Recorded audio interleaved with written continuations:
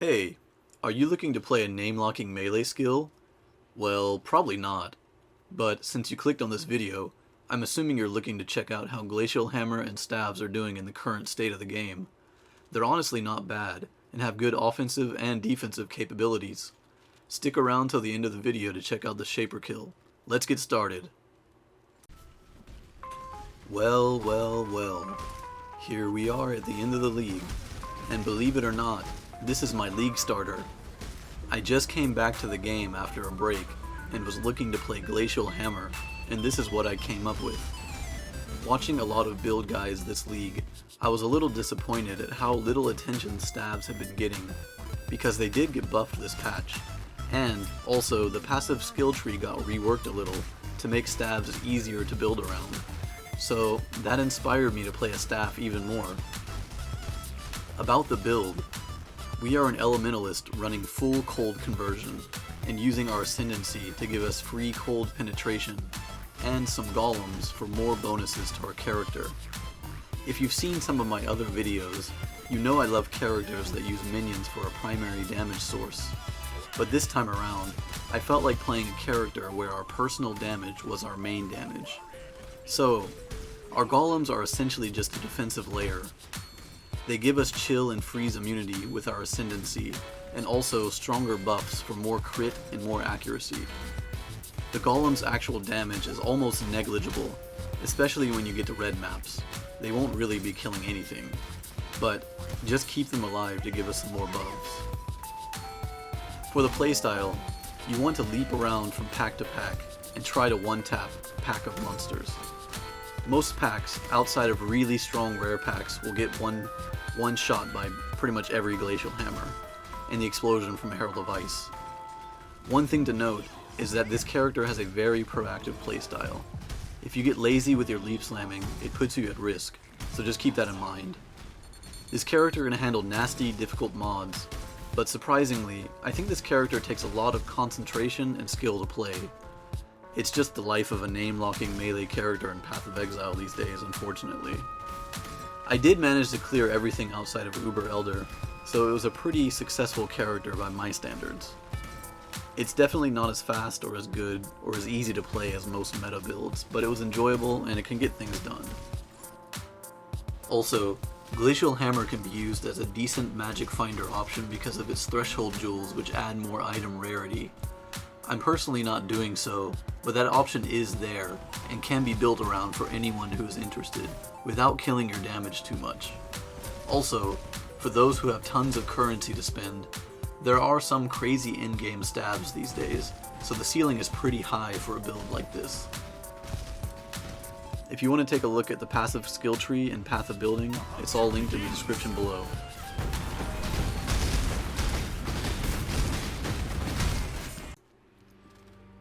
Okay, now let's talk about my items and gems and flasks. First, I think I want to talk about the weapons. Obviously we're using a staff, it's a two-handed weapon, and for most of this character's life, until about level 89, I was actually using Hegemony's Era, and I think this is a great choice for this build because we are building crit, and Hegemony's Era starts off with a good critical strike base, so you're going to be able to get more crits based off of that. And staff has so many crit nodes on the tree these days that it's almost a crime not to play it crit. And up until about like tier 14 maps or so, I was using Hegemony's Era on a 5-link, and I was still clearing those out most of the time with no problems, so I can definitely recommend this staff. The only thing is that in this day and age in Path of Exile, rares are pretty much always better than any uniques, outside of certain niche things. So there's some crazy stabs in the game, so I eventually upgraded to this, thanks to some help, but this one is not even that good. It's about like 520 DPS, which is about 20 DPS more than Hegemony's Era, but there's like staffs that get it way up, like up until like 650 physical DPS, which is just insane, and then they'll have like level 18 Fortify on it, which is huge. So you can hit some like really insane staff numbers. They're expensive, don't get me wrong, but I paid an Exalt for this one, so it wasn't too expensive. But once you start getting up to like 600 DPS, you're gonna be looking at like 20 plus Exalts easily for one of these. But I managed to get one that wasn't too high DPS, but it was still pretty nice for my build. The thing that makes this nice and an upgrade over Hegemony's Era is that you do get socketed gems are supported by level 16 Fortify, which means you don't have to socket Fortify in one of your links here. So it helps out a lot with your DPS.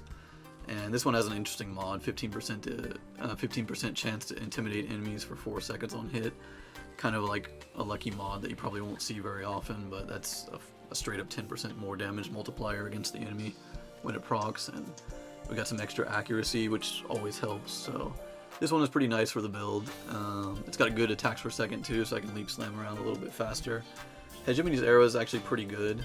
You can get like, about a 1.5-ish attacks per second on it, which is pretty good for a two-handed weapon anyways, but we are leap slamming around in this build, as you saw. So the faster that is, the better it is for you. But let's take a look at my links here. So I've got Glacial Hammer, and you don't have to worry about quality on Glacial Hammer that much. It does give you like a longer chill and freeze duration, but it's not that big of a deal. And then we've got increased critical damage support. I don't personally like to go elemental focus because I feel like being able to freeze things is a huge defensive layer for your character. So personally, I don't like it. If you wanted to, you could go elemental focus. It would give you, quite a DPS boost. You just wouldn't have the added benefit of freezing things. But I think increased crit damage is your best blue option. And then, And then we got Melee Fizz, level 20, Ruthless, elemental damage with attacks, and we are fully converted to cold damage, so this is quite a big one here.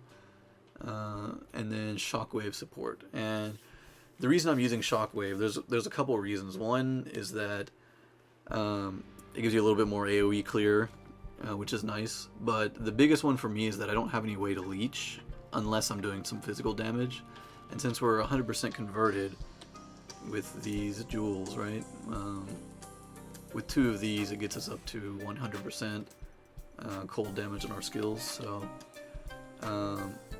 I can't leech elemental damage. So what I did instead was I just worked Shockwave into the build, and that's actually been huge for me. At first, I was actually playing around with using Paragon of Calamity, but I decided to go for more of a defensive kind of ascendancy here. So you can notice I do have 3 golems running around here, but they're more just to keep me from being frozen or chilled at all. And then I've got other things taken care of with my flasks. Everything but shock, basically. But that was the main theory behind those, is I wanted to go for more of a defensive thing here. And the golems do a little bit more damage, and they give me also a little more damage, so they're kind of nice. But yeah, that's it for the weapon. Just look for a good staff. Like Hegemony's Arrow is not bad. I think if you can get it at 6-linked, which I didn't, like I said, I just actually got it 6-linked after I got this one 6-linked. But it's definitely a good option for this build. So don't overlook Hegemony's Arrow. You don't have to start off with a huge like rare elder staff. Because I did league start with this character, even though it's the end of the league. Actually, I've been scrambling the last like 2 weeks to try to do stuff because I just came back to the game, but Hegemony's Era carried me well enough. So anyways, let's get to the rest of the gear. So for a helmet, you just want to get something with armor, and I personally got one with level of socketed minion gems, and then I just look for life and a little bit of resist and accuracy. And I have my Ice Golems summoned in here, or socketed in here with Blood Rage, and then Empower for the Golems and minion damage. Honestly, they don't do that much damage. I do have a few minion nodes on the tree, like here and here, those 3. But honestly, they don't do much damage. They're more just like a defensive layer for us, so you don't need this. You could totally just go for minion life or anything else here and it'd be okay. Next, for my body, I'm using the Iron Fortress, and this isn't mandatory by any means. I just wanted to play around with it. One reason I was interested in using this was mainly for the higher block chance. The more strength you have, the more chance to block attacks you get. And I'm not super stacking strength. If you see here, I've only got 633 I'm not going for anything insane like 1,000 plus or anything, but I was just shooting for about 600 and I hit that goal. And with that, with this staff, we have like a 50% chance to block at all times, yeah, right here. And if we were using Hegemony's Arrow, it'd be 56% chance to block without any kind of flasks to boost our block chance. That's pretty good. So it's a pretty nice defensive armor for us. And mine only has 80 strength. It goes up to, I think it's 120. Yeah, there it is. So I was hoping to get one about 100, but I never got that done. But in here, I have my Ancestral War Chief, my Vol Ancestral War Chief with Conk Effect, Ruthless, Fortify, and melee physical damage. And I usually just drop this for bosses. Every now and then I'll drop a Vol Ancestral War Chief to help me just clear out a little bit. And then I also have Hatred in here because we are running Hatred. Next, my Amulet. I went for one that had 15% of physical damage as extra cold damage because that's quite a nice boost to us since we're pretty much all cold damage with this build. After that, I needed more dexterity, so I got some dexterity here. Got some strength, which, you know, synergizes well with this. And then a little bit more critical strike chance and some resist, and I crafted on a little bit of life. So this wasn't too expensive. I think I got this for like 10, 20 chaos, somewhere in there. Most all of this gear was quite cheap. The only thing that was expensive was this staff. I actually faded this myself. I bought the Prophecy and upgraded it myself, so that saved me like, you know, 50 chaos doing that. Next, the rings. So again, I was just looking for life and whatever kind of resist I could get. This is actually quite a good ring. I think I got this for like 20 chaos, so it was maybe a little bit cheaper than it should have been, but we got some extra damage, some accuracy in two forms. We got accuracy rating and increased global accuracy. And then we have 79 to life with 21 to life, so that's really good.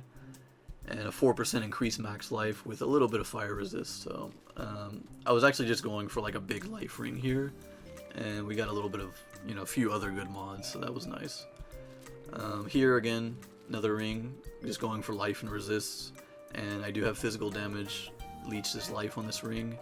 And we also using Blood Rage, like I said earlier, and that gives us a little bit more leech as well. So we have a few forms of leech, one being on this ring. You could also get leech on jewels. And before I go on to the next gear, I just want to say one thing I think is missing from this gear is mana leech. I've been basically fixing that by using Rallying Cry all the time. If I keep Rallying Cry up, I don't really run out of mana. But one thing I think the build needs is somewhere like physical attack damage leeches mana, and you can probably get that on a jewel or a ring or gloves, but I didn't do that myself. But I think it's something that should be looked into. Next, anyways, gloves. So again, I was trying to get more dex here because we do need quite a bit of dex to run all the green gems that I have. You could drop off some green gems and not worry about it, or just try to get dex like I did. But so here we've got dex, strength, some life, and then whatever kind of resist that I could find for my budget, which I think I got these for like maybe 10 chaos or so, so not bad. And then my gems in here, I've got Frostbite, Curse. This is actually my Leap Slam setup, so we've got Leap Slam with faster attacks, and I am using Curse on hit with Frostbite, so I jump in with Leap Slam, and it, you know, hits everything with Frostbite. Next, my belt. Here I'm just going for life and some resists. And strength, again, strength goes well with this and gives you more life, which is good. So that's pretty much all you want to look for in this belt. And then boots, pretty much the same thing again, life and strength and whatever resist I could get. This does have movement speed on it. I'm not really using it much. I'm actually leap slamming around pretty much all the time. So you don't really need that, but it's just something I had. And then the last links here, so I do have Rallying Cry, like I said. We got Herald of Ice for the penetration. Obviously it gives us nice explosions, but Mastermind of Discord, if we have Herald of Ice active, we get a free 25% cold resistance penetration, which is nice. Boosts up your damage quite a bit, so I think Herald of Ice is pretty much mandatory for this build. I'm using Herald of Purity because it gives you a little bit more damage than Herald of Ash, and we kind of have a few minion nodes, so it's not completely worthless. And Frost Bomb, which you want to drop this on bosses or harder enemies just to give them a little bit more minus to their cold resistance and thus boost your damage more. So that's it for the items here. Our flasks, I'm using Adziri's Promise, and just look for one with as much boost to your damage as possible. Gives you a little bit more leech, which is nice too, but it's a good damage boost. Lion's Roar, this is probably our best damage flask. It does add knockback, but one thing about staff is that you do have knockback anyways, with this node here, Blunt Trauma. If you crit, it knocks back. So the knockback on Lion's Roar isn't that big of a deal in this build anyways, so I kind of recommend this flask. And we're using Taste of Hate, again more damage, and it kind of gives you a more defensive option. Like it makes you take a little bit less physical damage, which is nice. Then we're using a Diamond Flask, so we are crit. I think a Diamond Flask is pretty much necessary on most crit builds, so work that in there. Just try to get one with Ignite on it, and we got lucky with an extra increased duration, which is good. And last, a Life Flask with Bleed Removal, and I got a 100% increased recovery when on low life, which is good enough for me. So yeah, that's pretty much it. I didn't show the skill tree much, but I have all the path of building in the info below. If you're interested in looking at the skill tree and checking out everything at a little bit more leisurely pace, please take a look at that.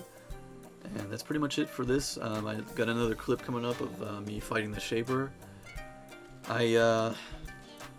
Something weird happened when I was fighting him. All of a sudden it was weird, my monitor just went off for like a few seconds, so I died just standing in his beam at one part of the fight. But I left that. I'm gonna leave that in the video here just because it happened. Why not? But it was actually pretty smooth Shaper fight. So I kind of joked about playing a name locking skill at the start of the video. This build is good for my standards. I'd say it was a success. I completed a lot of things with this build, but it has all your common problems of playing a name locking melee character. You have to be right on top of something hitting it to be able to do damage. So if you can't, your DPS is going to drop off a cliff, right? There's no AoE element at all to this character. Like if you're going to use Ice Crash, for example, Ice Crash would be much smoother, and you'd be able to get damage off whenever you're not actually right on top of something clicking on it. Of course, we get a free melee splash from our Winter Burial Jewel, which is nice, but you still have to be right on something, which makes this a dangerous playstyle. So you're still going to die here and there, especially whenever you start getting to like tier 14, 15, 16. It's inevitable, especially if you're playing against like really dangerous mods. So this character you have to be really on the ball with this character. You have to be constantly moving. You can't be lazy at all. And I found that like most of my deaths, like 90% of them, were just because I was being lazy and I didn't keep going. So that's partly my fault, but just be warned that you're gonna die here and there on this character. I think there's no way around it on a name locking melee skill. It's just how Path of Exile is, unfortunately. But I did enjoy this character a lot, actually, and for my standards it was a successful character. So if anybody wants to try it, I think you could get some benefit and have some fun using it. So without further ado, let's get into the last clips. Thanks for watching, everybody, and if you need any more info, just check the description below.